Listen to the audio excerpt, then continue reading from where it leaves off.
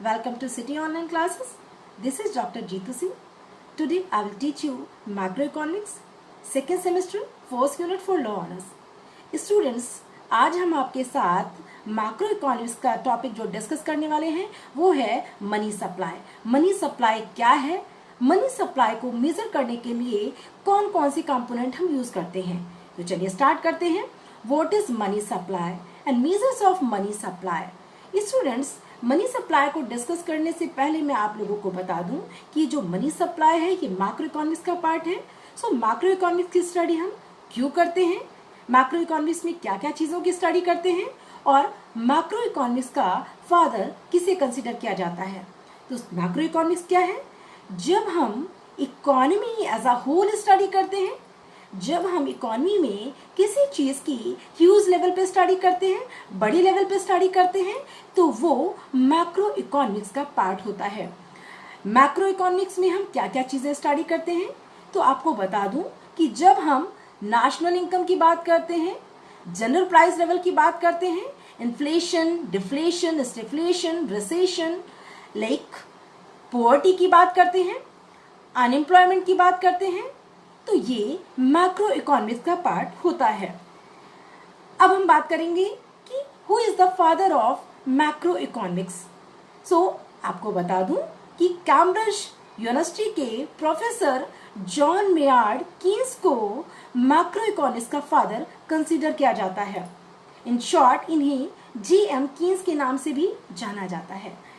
Macro economics के जो father हैं जी.एम. कीन्स, इन्होंने 1936 में the general theory of employment, interest and money book में मैक्रो इकोनॉमिक्स डिस्कस किया। चलिए तो स्टार्ट करते हैं। मैक्रो इकोनॉमिक्स का जो हमारा पहला टॉपिक है वो है आपका मनी सप्लाई। मनी सप्लाई की स्टडी हम क्यों करते हैं? मनी सप्लाई और मनी स्टॉक में क्या डिफरेंस होता है? क्रेडिट क्रिएशन और मनी सप्लाई कौन करता है? मनी सप्लाई पढ़ने से पहले हम इसकी वैल्यू के बारे में भी डिस्कस करेंगे। तो चलिए स्टार्ट करते हैं। In economics the money supply refers to all of the cash and currency in circulation within a country. अगर हम बात करें मनी सप्लाई की, तो मनी सप्लाई क्या है और मनी सप्लाई की जो वैल्यू होती है वो कैसे डिसाइड की जाती है? तो जिस तरह से इकोनॉमी में गुड्स एंड सर्विसेज के प्राइस या वैल्यू डिसाइड होती है, उसी तरीके से इकोनॉमी में मनी का भी वैल्यू डिसाइड होता है। कैसे? अगर इकोनॉमी में गुड्स एंड सर्विसेज की जो वैल्यू है उसकी डिमांड और सप्लाई के बेसिस पर डिसाइड होती है, इसी तरीके से इकोनॉमी में मनी का जो वैल्यू है वो भी उसके डिमांड और सप्लाई के बेसिस पे ही डिसाइड होता है। जैसे अगर बात करें मनी सप्लाई की, तो मनी सप्लाई क्या है? मनी सप्लाई, अगर हम बात करें मनी सप्लाई की, तो एक सर्टेन पीरियड ऑफ टाइम में वहां की पॉपुलेशन के पास जो भी कैश एंड करेंसी उस टाइम पीरियड पे अवेलेबल होती है, किस लिए? For purchasing goods and services. Goods and services को परचेज करने के लिए उस कंट्री की पॉपुलेशन के पास जो भी करेंसी अवेलेबल होती है, that would be money supply. Money supply को हम अगर अदर वर्ड में जाने तो मनी सप्लाई क्या है? Money flow in the market है।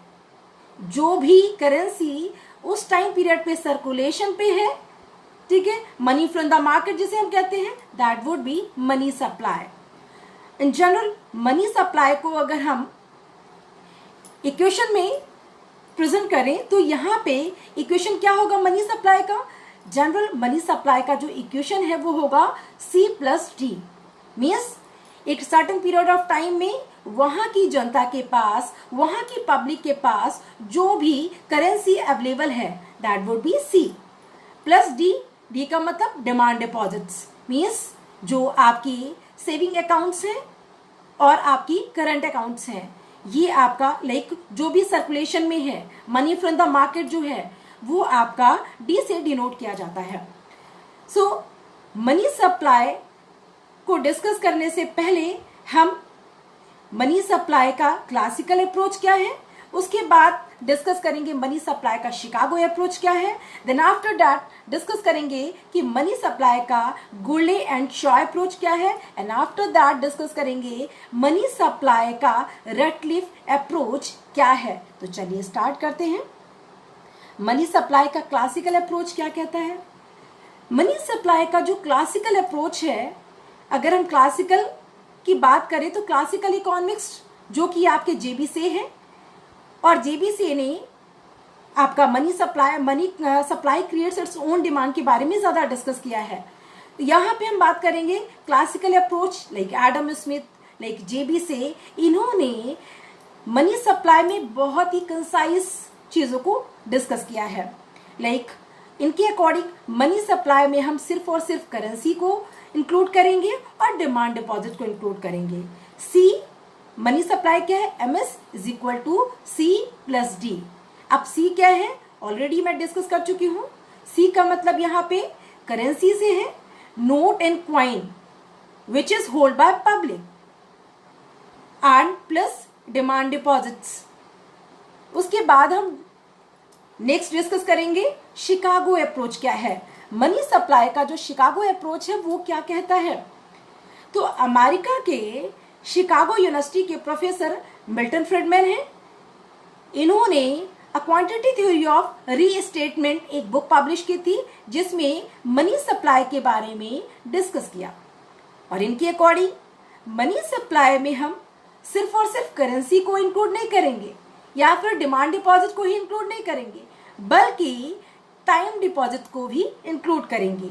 According to Chicago approach money supply में हम TD को इंक्लूड करते हैं। तो इस तरह से इक्वेशन क्या होगा, इस तरह से मनी सप्लाई का जो इक्वेशन है वो होगा MS is equal to C plus D plus TD। C क्या है, करेंसी है, D क्या है, डिमांड डिपॉजिट है, TD क्या है, टाइम डिपॉजिट है, समय जमा है। लाइक जो टाइम डिपॉजिट है उसे क्या कहते हैं, लाइक FD, इसी हम TD के अंदर स्टडी करते हैं। उसके बाद हम डिस्कस करेंगे मनी सप्लाई का जो गुर्ले एंड शॉ अप्रोच है वो क्या कहता है। सो मनी सप्लाई का एंड गुर्ले एंड शॉ अप्रोच जो है उसके बारे में स्टडी करने से पहले हम जानेंगे कि JC गुर्ले और EC शॉ ये दोनों अलग अलग इकोनॉमिक्स हैं, बट इन्होंने अपनी एक सेपरेट बुक ना लिखी, एक combined book money is a theory of finance में मनी सप्लाई के बारे में डिस्कस किया है। कौन सी book, money is a theory of finance. JC Gurley और EC शॉ ये दोनों अलग अलग इकोनॉमिक्स हैं, बट इन्होंने एक कंबाइंड बुक लिखी है। कौन सी, money is a theory of finance, जिसमें मनी सप्लाई के बारे में इन्होंने बताया है कि जो मनी सप्लाई है उसमें हम उन चीज़ों को भी इंक्लूड करेंगे जो कि मनी के क्लोज सब्स्टिट्यूट हैं, मनी के निकट स्थानापन्न है, जो मनी का कार्य करती हैं, मनी के रूप में ही उनको हम यूज करते हैं। सो मनी सप्लाई के अंदर इन्होंने जो क्लोज सब्स्टिट्यूट में मनी सप्लाई का यूज किया है कंपोनेंट वो क्या है, वो है आपका शेयर्स एंड बॉन्ड्स। सो इस तरह से गुर्ले एंड शॉ अप्रोच कहता है कि मनी सप्लाई में हम करेंसी को भी यूज करेंगे, डिमांड डिपॉजिट को भी इंक्लूड करेंगे, प्लस टाइम डिपॉजिट को भी इंक्लूड करेंगे, एंड शेयर्स एंड बॉन्ड्स को भी इंक्लूड करेंगे। तो इनके अकॉर्डिंग मनी सप्लाई में उन सारी चीज़ों को इंक्लूड करेंगे जो मनी के क्लोज सब्स्टिट्यूट हैं, जो मनी के निकट स्थानापन्न है, लाइक शेयर्स एंड बॉन्ड्स। और इस तरह से इनका जो इक्वेशन है वो क्या होगा, MS is equal to C plus D plus TD plus shares and bonds. और इस तरह से मनी सप्लाई का नेक्स्ट जो है वो रैटक्लिफ अप्रोच है। अब रैटक्लिफ क्या है, तो स्टूडेंट्स मैं आपको बताना चाहती हूँ कि इंग्लैंड में मॉनेटरी पॉलिसी के रिव्यू के लिए एक कमेटी बनाई गई थी जिसे रैटक्लिफ कमेटी के नाम से जाना जाता है। और 1959 में रैटक्लिफ कमेटी ने मनी सप्लाई के रिगार्डिंग अपने थॉट्स रिप्रेजेंट किए थे। उनके अकॉर्डिंग मनी सप्लाई एक ब्रॉड कॉन्सेप्ट है। मनी सप्लाई क्या है? एक ब्रॉड कॉन्सेप्ट है, और इसमें हम करेंसी या डिमांड डिपॉजिट्स या टाइम डिपॉजिट्स या शेयर्स, बॉन्ड्स को इंक्लूड करना ही सफिशिएंट नहीं है, बल्कि मनी सप्लाई में हम क्या और इंक्लूड कर सकते हैं इनके अकॉर्डिंग? एनबीएफआई। एनबीएफआई क्या है? नॉन बैंकिंग फाइनेंशियल इंस्टीट्यूट, गैर बैंक वित्तीय संस्थाएं, like LIC, like GIC, etcetera etcetera. So इस तरह से हमने मनी सप्लाई का सबसे पहले क्लासिकल अप्रोच पढ़ा, जिसमें करेंसी को और डिमांड डिपॉजिट को इंक्लूड किया है। उसके बाद हमने मनी सप्लाई का शिकागो अप्रोच पढ़ा। अमेरिका के शिकागो यूनिवर्सिटी के मिल्टन फ्रीडमैन ने a quantitative theory of restatement में अपनी मनी सप्लाई का जो विचार है वो रिप्रेजेंट किया, और उसमें उन्होंने टाइम डिपॉजिट को इंक्लूड किया। इस तरह से हमने next Gurley and Shaw approach पढ़ा। जेसी गुर्ले और E C Shaw both are different economics, but उन्होंने एक combined book money is a theory of finance में मनी सप्लाई के थॉट्स रिप्रेजेंट किए।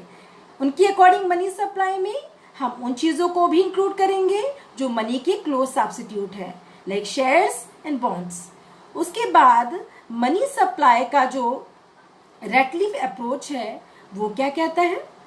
मनी सप्लाई का जो रैटक्लिफ अप्रोच है वो कहता है कि मनी सप्लाई में हम एनबीएफआई को भी इंक्लूड करेंगे, नॉन बैंकिंग फाइनेंशियल इंस्टीट्यूट को इंक्लूड करेंगे, गैर बैंक वित्तीय संस्थाएं लाइक एलआईसी और जीआईसी को भी इंक्लूड किया जाना चाहिए। और ये रैटक्लिफ कमेटी क्या है? ये इंग्लैंड में 1959 में कमेटी बनाई गई थी मॉनेटरी पॉलिसी के रिव्यू के लिए, और इस तरह से हमने मनी सप्लाई की ये अप्रोच पढ़े। अब हम नेक्स्ट टॉपिक जो डिस्कस करने वाले हैं, measures of money supply. Money supply को मेजर करने के लिए कौन कौन से टूल्स यूज करते हैं। अब हम बात करेंगे कि मनी सप्लाई और मनी स्टॉक में क्या डिफरेंस होता है। मनी सप्लाई को मेजर्स करने के लिए कौन कौन से टूल्स यूज करते हैं। So measures of money supply includes M0, M1, M2, M3 and M4. It means the total stock of money in circulation among the public at the particular point of time is called money supply. The measures of money supply in India are classified into 4 categories: M1, M2, M3 and M4 with M0. चलिए तो start करते हैं। Money supply. Students, money supply मैंने अभी आपको बताया कि money supply क्या होता है। एक सर्टेन पीरियड ऑफ टाइम में वहाँ की पब्लिक के पास जो भी पैसा है for purchasing goods and services, या अदर वर्ड में मनी फ्रॉम द मार्केट, जो भी उस टाइम पीरियड पे चलन में जो भी करेंसी है वो मनी सप्लाई कहलाती है। अब मनी सप्लाई कौन करता है? मनी स्टॉक और मनी सप्लाई में क्या डिफरेंस है? मनी स्टॉक, अगर कोई करेंसी आरबीआई के द्वारा इशू की जाती है और वो आरबीआई के पास है तो उस टाइम पीरियड तक वो मनी स्टॉक कहलाएगी।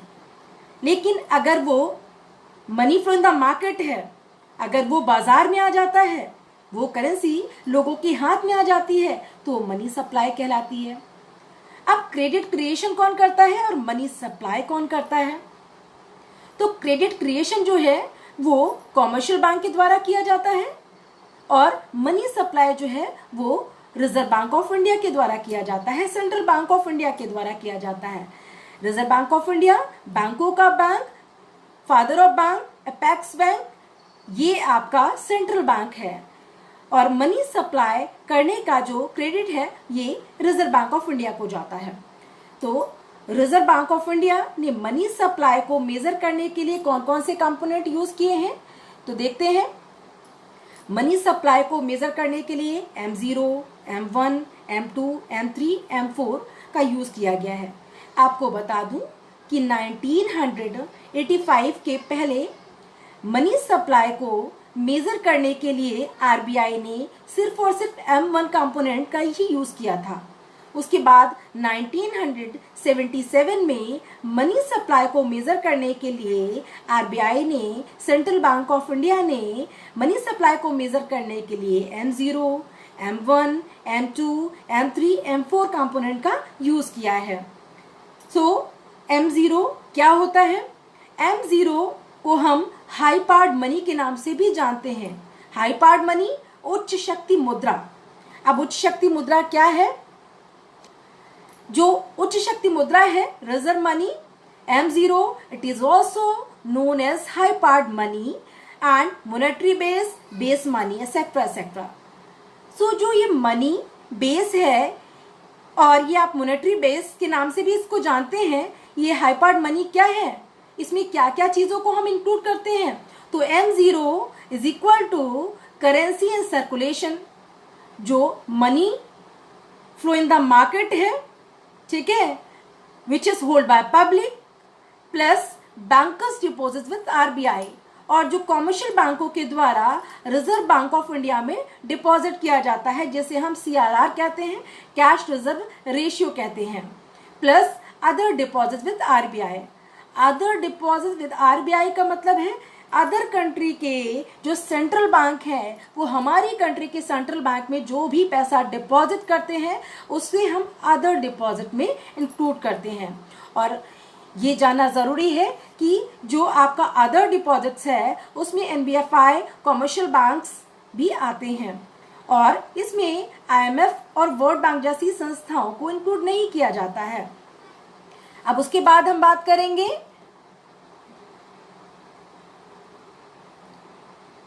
M1। M1 क्या है? M1 को हम नैरो मनी के नाम से भी जानते हैं। M1 में क्या क्या चीजें इंक्लूड करते हैं? M1 में हम करेंसी विद पब्लिक यूज करते हैं, plus demand deposit with banking system, current account and saving accounts, plus other deposits with RBI.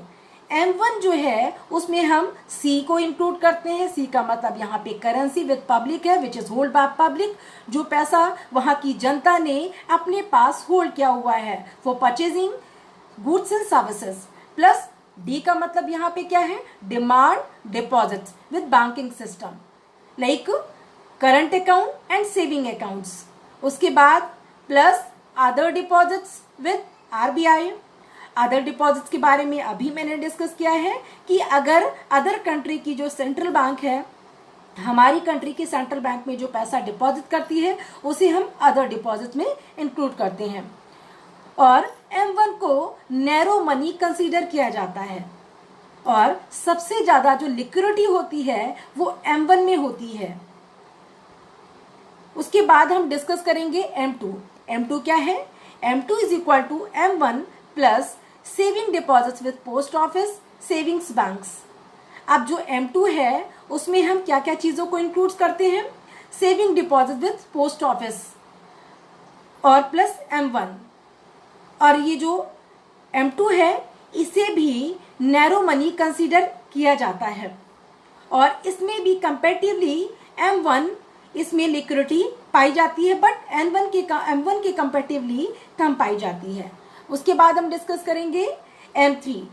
M3 क्या है? इसे हम ब्रॉड मनी के नाम से जानते हैं, और M3 में क्या क्या चीजों को इंक्लूड किया जाता है? M3 is equal to M1 plus time deposit with banking system.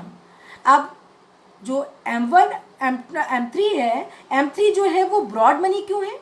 क्योंकि M3 में हमने बहुत सारी चीजों को इंक्लूड किया है, प्लस इसमें लीस्ट लिक्विडिटी क्यों होती है?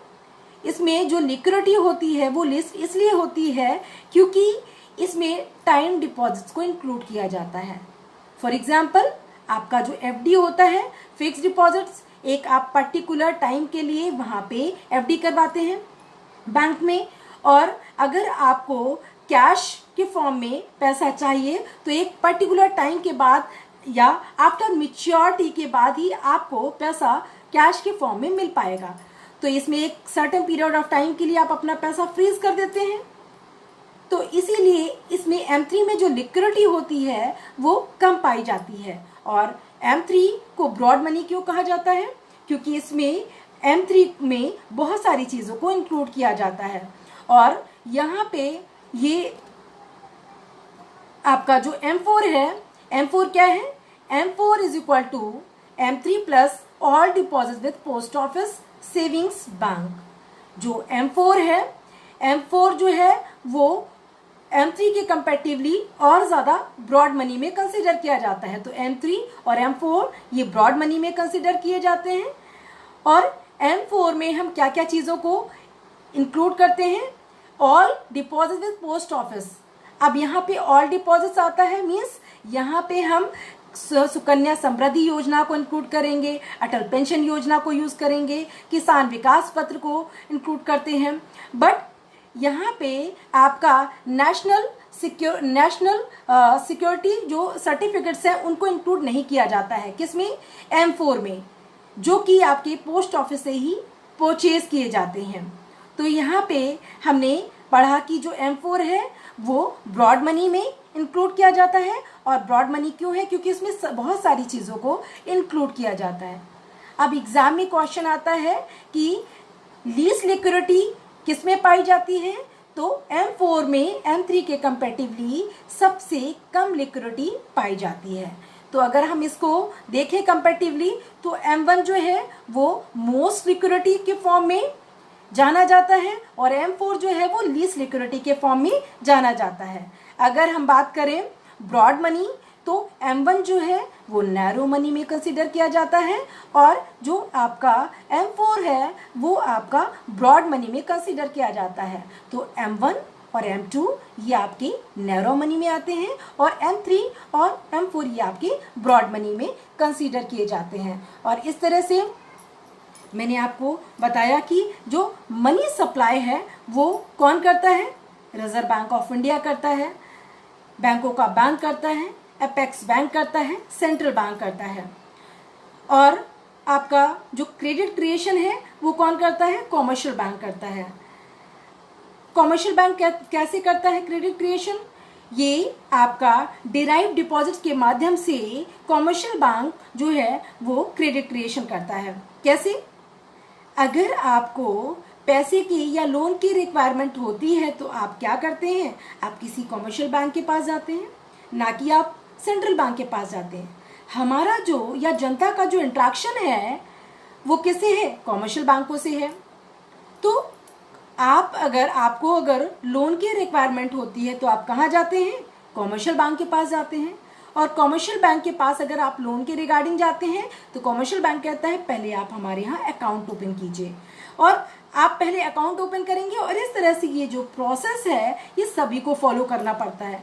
और इस तरह से जो कॉमर्शियल बैंक है आपके पैसे से ही उसने अपना पैसा बनाया। तो क्रेडिट क्रिएशन कौन करता है?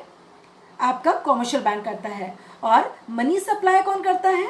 Money supply reserve bank of India के द्वारा किया जाता है। आपको बता दूं कि करेंसी को इशू करने के लिए रिजर्व बैंक ऑफ इंडिया के पास मिनिमम फंड 200 करोड़ होना चाहिए। कितना होना चाहिए? 200 करोड़ मिनिमम फंड होना चाहिए। अब उस 200 करोड़ में 115 करोड़ का गोल्ड होना चाहिए और रिमेन 85 करोड़ का फॉरेन करेंसी होनी चाहिए। और इस तरह से आपको ये भी बता दूं कि जो 1 रुपये का जो नोट है उसे इशू करने का जो कार्य है मिनिस्ट्री ऑफ फाइनेंस को जाता है और उसमें आपका फाइनेंस सेक्रेटरी के साइन होते हैं। बल्कि जो करेंसी को इशू करने का क्रेडिट है वो किसे जाता है? अदर करेंसी को इशू करने का जो काम है वो रिजर्व बैंक ऑफ इंडिया को जाता है। अब आपको ये भी बता दूं मैं कि जो आपके प्रेस प्रिंटिंग मशीन है इंडिया में वो कहाँ पर हैं और कितनी है? तो प्रेस प्रिंटिंग मशीन ये आपकी 4 जगह है इंडिया में। कहाँ पे है? आपका देवास में है जो कि आपका MP में पड़ता है, नासिक में है जो कि आपका महाराष्ट्र में पड़ता है, और मैसूर में है जो कि आपका कर्नाटक में पड़ता है, और नेक्स्ट आपका सालबोनी है जो कि आपका वेस्ट बंगाल में पड़ता है। और इस तरह से नोट प्रेस प्रिंटिंग मशीन 4 जगह हैं। कहाँ पर है? नासिक में है, मैसूर में है, ठीक है, सालबोनी में है, और आपका देवास में है। और इस तरह से 4 स्टेट में प्रेस प्रिंटिंग मशीन है। कौन कौन सी? Note press printing machines. और इस तरह से आप लोगों ने पढ़ा कि भाई मनी सप्लाई क्या होता है, मनी सप्लाई कौन करता है, मनी स्टॉक और मनी सप्लाई में क्या क्या डिफरेंसेस होते हैं, एंड क्रेडिट क्रिएशन कौन करता है, मॉनेटरी जो आपका मॉनेटरी पॉलिसी है ये कौन बनाता है, मॉनेटरी पॉलिसी आरबीआई के द्वारा बनाई जाती है, ठीक है। और उसके बाद हमने ये भी पढ़ा कि मनी सप्लाई को मेजर करने के लिए कौन कौन से कंपोनेंट यूज करते हैं। तो इसको थोड़ा सा हम इन शॉर्ट बताएंगे कि जो आपका मनी सप्लाई को मेजर करने के लिए हमने जो कंपोनेंट बताए M1, M2, M3 और M4 और हमने M0 बताया। M0 क्या था? हाई पार्ट मनी था, एग्जाम में आ सकता है। M0 इसका जो फॉर्मूला है उसमें C+R को भी इंक्लूड कर सकते हैं या फिर C+RR+ER को भी इंक्लूड किया जाता है। C क्या है? M0 में आपका C जो है वो करेंसी है और RR क्या है? रिक्वायर्ड रिजर्व है, आवश्यक रिजर्व है, और ER क्या है? आपका एक्सेस रिजर्व, अतिरिक्त रिजर्व है। इन शॉर्ट C+R के माध्यम से इसको आप रिप्रेजेंट कर सकते हैं। किसको? M0 को या हाई पार्ट मनी को। उसके बाद M1 क्या था? M1 में हमने C+D को इंक्लूड किया था। C जो कि currency which is held by public, और D क्या है? Demand deposits. डिमांड डिपॉजिट में हमने current account and saving accounts की बात की थी। M2 क्या है? M2 is equal to M1 plus saving deposit with post office banking system. इसमें हमने पोस्ट ऑफिस की सेविंग डिपॉजिट्स को इंक्लूड किया था। उसके बाद हमने बात की थी कि जो M1 है और M2 है ये नैरो मनी में कंसीडर किया जाता है, और जो आपका M3 है वो ब्रॉड मनी में इंक्लूड किया जाता है। ब्रॉड मनी क्या है?